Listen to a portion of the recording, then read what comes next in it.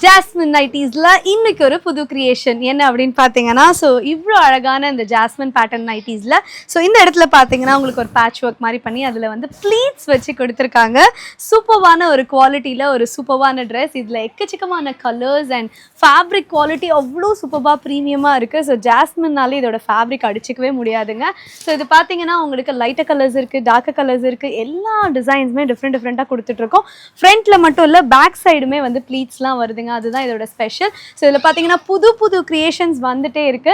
And குவாலிட்டியாக வந்து சைடில் ஓவர்லாக், ஷோல்டரில் அண்ட் உங்களுக்கு ஸ்லீவில் ஓவர்லாக் எல்லாமே கொடுத்துரும். பாக்கெட்டுக்கு ஜிப் வந்துடுது, YKK ஜிப்.